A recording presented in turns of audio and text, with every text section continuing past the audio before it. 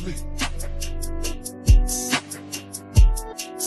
Yesterday I had a dream that we were family. I woke up, you weren't next to me. What I do to you, damn, I kinda miss your energy. Don't know how you got the best of me, baby, but you... Hey kids, it's me. So this is going to be Empire. I don't think it's gonna take too long. It was an alright episode, had a couple few moments that made me, you know, holler. But it wasn't too much this week. Let me find my notes and then we can get on into it. Before we get into it, have you liked, commented, and subscribed today? I super enjoy commenting with y'all. You know, I'm all about that. I enjoy subscriptions and likes as well. So, you know, you can hit me up with that. You can. Anyway, let's get into it. What is this glare? Anyway, it begins with Lucious.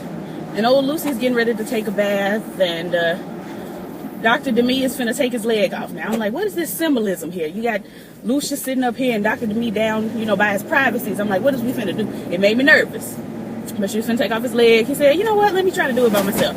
She says, all right, cool. I'll be, you know, just outside if you need me. I won't be far. I said, why are we making it a point to say she won't be far? I peeked. And Lucy takes off his leg, gets on in the tub, and you know, he in there, he bathing, relaxing, and all the things that folks do in the tub. And all of a sudden, here come Granny. And Granny is drowning his blood. She up there giving him, you know, demon, come out, and all of that. And it's like, uh-oh. And he having flashes from when he was, you know, a young warthog, when he was a little boy. And he's seeing, you know, Kelly Rowland drowning little Lucious in the tub. And I'm really trying to figure out how they got Kelly Rowland to turn into Leslie Uggams. But I, you know, whatever. So he's seeing all that. And I'm sitting here like, now Dr. Demi was supposed to be just right outside the door. But Granny had plenty of time to hold him underwater and, you know, all of that. And I'm like, now wait. Suspicious. But whatever. Dr. Demi comes in, grabs Granny, and, you know, that's that. We move on. It's 11:30 p.m. And Cookie got movers. She moving in. And, you know, she's just being real loud and extra. And, you know, if you break it, you buy it and all of that. And Dr. Demi is shook, as, you know, one would be. And let's see, where we going from here? So we got Jamal. Jamal sitting in here playing this little song. It was all right. It didn't bless me, but whatever. He in there with, you know, Terrell Carter Dubois and Tori Hash Brown and Becky with the good hair. Everybody in there. We just listening and, you know, we nodding our heads and we like it. And I'm like, I'm sitting there like, when are we going to let Terrell Carter sing? When? At what point? I turned to my mama like 3-4 times, like, at what point will he sing? And I also turned to my mama 3-4 times and said, what's wrong with him? What he look like that he has changed. He has something in his face just was not coming together for me. And it took me the full episode and halfway into start to realize that his facial hair, I feel like he's lost some weight too, but his facial hair really made him cute. Now he looks tired, honey. He looks like something has gone on in his life. But anyway, so they nodding their heads and all of that. And it's for a movie. The song is for, you know, the soundtrack of a movie score or whatever. And it's going to be at the end, you know, block. Jamal tells Becky that he wants to write, you know, this next album. It's going to be all love songs. And Becky's like, oh, okay. I wonder who inspired that. Looking back at Terrell Carter Dubois. And it's like, don't fall in love with this young man. Even though I feel like Terrell Carter Dubois is falling in love with Jamal too. It's just, I don't know. I don't care for it. But anyway, Andre is out at the bar at the club or something, and you know somebody walk up on him and the camera pans and my eyes panned and I said, Tiana Paris. I got excited. I turned to my mama. I said, Tiana Paris. I slapped my thigh just like that. And my mom was like, okay, yeah, I like her from Survivor's Remorse or whatever. I don't watch that show, but I've been telling my mom about Tiana Paris for years. I've been like, you know what? I stand for Tiana Paris, blah, blah, blah. My mom was just like, oh, okay, cute.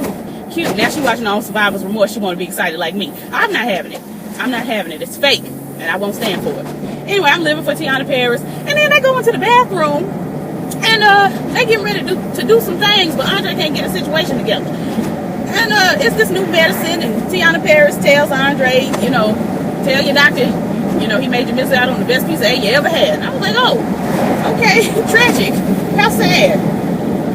Anika's still in jail. She done grew out this hair in 6 months, even though it's very, very, very, very obviously a wig. I mean, they couldn't even try to make it look like she done grew out her actual hair. It's just, honestly, that is, what is that? Free tress, kinky curly. Not even kinky curly, just curly. What are we doing? She done put a half wig on backwards, and now she's supposed to have grown out her hair. I said, no, ma'am. I won't stand for this. Anyway, and she want to get out of jail, blah, blah, blah. They ain't gonna let her out of jail because she done allegedly killed this, Tariq, whatever, FBI agent. So then we present the song Andre was working on to the man for the movie, you know, blah, blah, blah. And he says, lose the falsetto. I said, yes, God, lose it. Get rid of it. Because I couldn't stand all of that.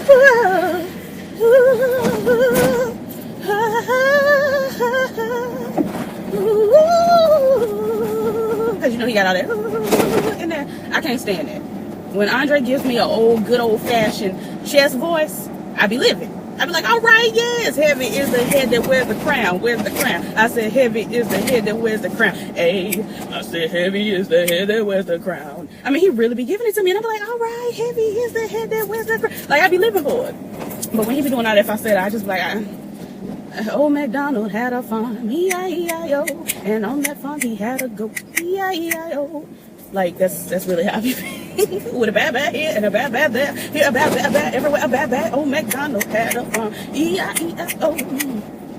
They really should do a rendition of Old MacDonald with only Jussie Smollett singing falsetto. But anyway, I've gone on too long. The man is like, take the falsetto out and do this and do that, and you know, I'm just over there giving God the glory because I don't want the falsetto either. And Jamal is like, but this is a good song. I like this song. Blah, blah, blah. And Becky's like, well, he ordered a specific song. And this ain't the song he asked for. This ain't the song that we signed the contracts for. So let's do something else. So Jamal, I'm going to just get this out of the way. Jamal goes over, changes the whole song. He living for it. Everybody bobbing their heads and stuff like they do in the studio. And Becky's like, you done changed the song too much. This ain't the song. And Jamal is like, hey. It's my song. And Becky's like, hey. Nigga signed these contracts. We want this particular song. This ain't the song. And he's giving her, you are only interim A&R and blah, blah, blah. You ain't gonna have a job. And I'm saying like, Jamal, who do you think you are? Miss Nene Leaks? I'm gonna start calling Jamal Lanethia Lyons. Anyway, so all in all, Becky done took the song, put Tori's vocals on it, sold it to the folks, and blah, blah, blah. Jamal's pissed. Becky takes that information on down to Cookie, tells her what she did. Cookie said, all right, well, you got the position of A&R. Amen. She got a job.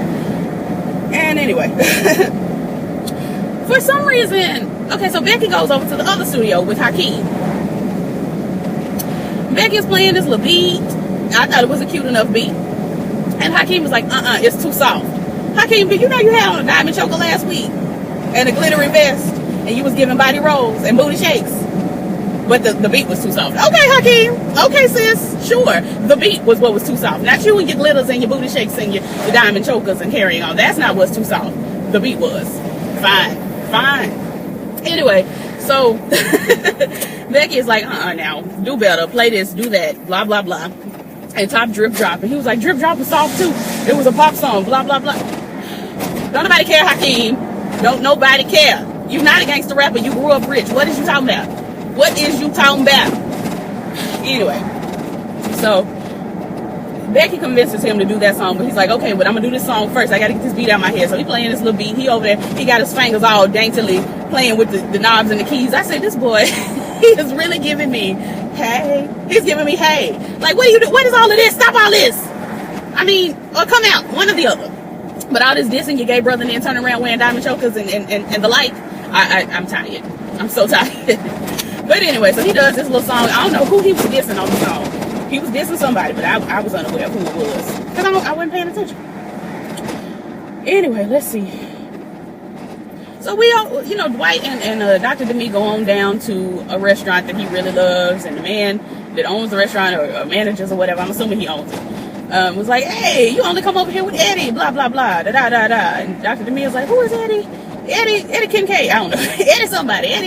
Eddie Murphy. And you know, he's like, okay, well, blah blah blah blah blah, and they you know, do this.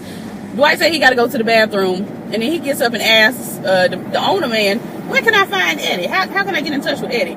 And owner man says that his niece is getting married at the country club, blah, blah, blah. So Dwight sneaks off. Dr. Demi is shook. She goes and tells Cookie. Now Cookie is with this Mary Tyler Moore hairstyle. I'm really sitting here looking at Cookie and she hollering at Portia, and all I'm thinking is, we're gonna make it after all. Like, what other? We're gonna make it. Da da da da da da da da da da da da da da da. I'm sitting here like seeing Mary Tyler Moore throw her head in the air and freeze. What was the hair in the this? What was it? But anyway, she doing all of that, hollering at Portia, you know, blah, blah, blah. Get Eddie on the phone. Never mind. I got to do everybody's job. And if I was Portia, I would have been quit. And I would have punched Cookie in the face. Because you're not going to talk to me like that. You're just not. But anyway, let me see. Portia suggested that we call the police. And I'm like, you know who you're dealing with here. So that wasn't really all that smart of an idea. But whatever. Anyway, blah, blah, blah. So Lucy is in the cab. He on his way to the country club. The cab driver is telling him about himself basically, and then he goes over to the country club and meets up with Eddie and just repeats what the cab driver says. And everybody thinks everything is normal, blah blah blah. And I'm like, okay, well, he's just a parrot, fine. And then he gets up while he's at the country club.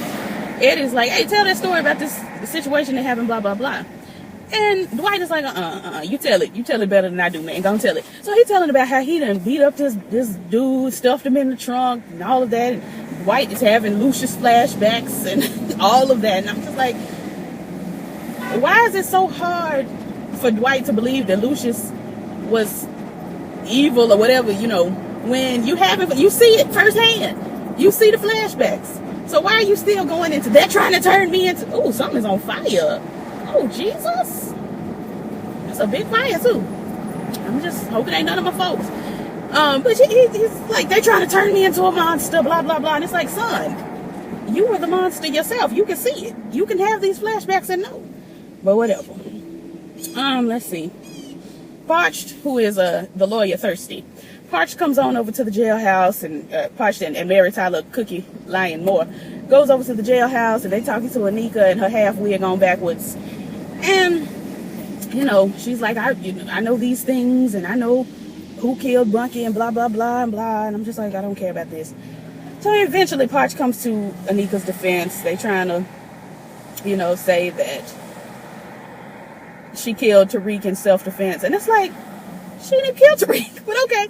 So she's going into, you know, he forced himself on me and he tried to kill me and blah, blah, blah. And they've got tapes. And they done edited the tapes to have her voice over the tape. Talking about, stop Tariq, get off of me, and all of that. It was boring. And then we swoop on back over to the house, and we got Forrest Whitaker, Eddie, singing, loving you is wrong. I don't want to be right. And it's like, okay, he kind of can sing a little bit. That's cute. And Cookie comes in, she joins them, and then she zones out because she's staring over at Lucious. And it's just like, can you get over this man? Can you? Will you? But whatever. Cookie spills the tea to Eddie. He don't know nobody. He don't remember nothing, blah, blah, blah. And Eddie's like, because she's like, we're going to have to liquidate our funds and blah. He's like, don't do none of that. Just hold tight. Sell some music. You got this. So we get over to Cookie's boudoir, and Granny's in Cookie's room going through her drawers. And Cookie's like, what are you doing in my room going through my drawers? Granny said, I need the gun. I just need your gun. And Cookie like, what, you need a gun? Sis, why? And Granny's like, because I got to kill that witch putting that hex on Lucious, on Dwight, blah, blah, blah. And I'm like, you just so free with this murder thing. You just really out here telling everybody, and I'm going to murder you, and I'm going to do this. And I'm like, you don't think they're going to put you away, but whatever. So she tells Cookie eventually that she killed Tariq, and she'll kill, you know, Dr. Demi. And I'm like, this woman got a body count. How many other folks did she kill before they had her put away the first time? Anyway, she comes on into the office, and they sending her away again. They're going to do a psych evaluation.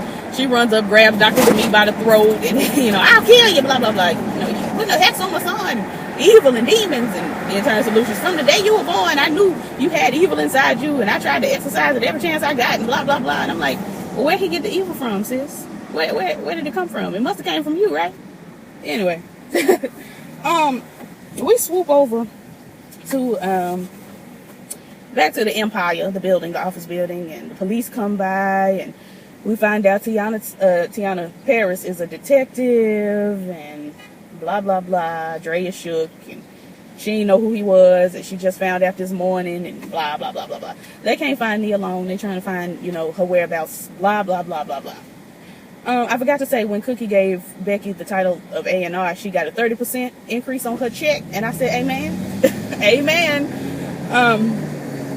Let's see, Andre over there has had it. He goes in with his mama, because Cookie got up at the press conference, it's like, we're going to do 20 albums for the 20th year. And blah, blah, blah. And I'm like, that's a lot of albums. How many artists y'all got? Because we only see Tiana, Jamal, and Hakeem. So, they going to do 7 albums a piece? Like, what? I'm confused. Are we doing compilation albums? Cookie, you going to drop something? What is going on? And Andre is feeling very similar to me. What happened? You lied. What's going on? You're out here doing too much. And, you know, Cookie has to pull the bat out on Andre and tells him to go home and blah, blah, blah. Jamal is over there, he working on a song, and then Terrell starts singing, and they, you know, singing together, and I said, you just should never put Jussie Smollett on the song with Terrell Carter, but that, okay. Because Terrell was, whoa, whoa, whoa, whoa. And then, Jamal was over there giving,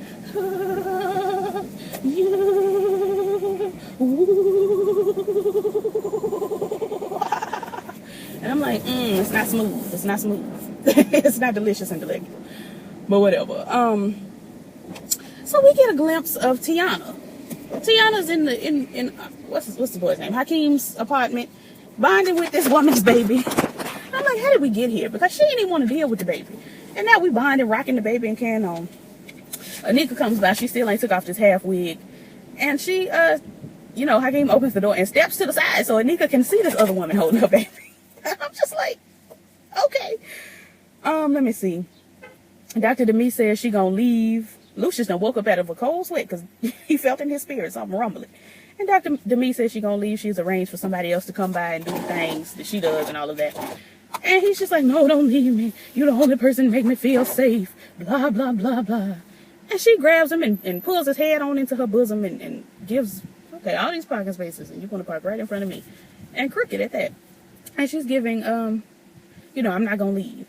So I'm just like, that's all it took. Anyway, it's ridiculous. That's it. Like, comment, subscribe, all the things the YouTubers say, and I will catch y'all for starting just a sec.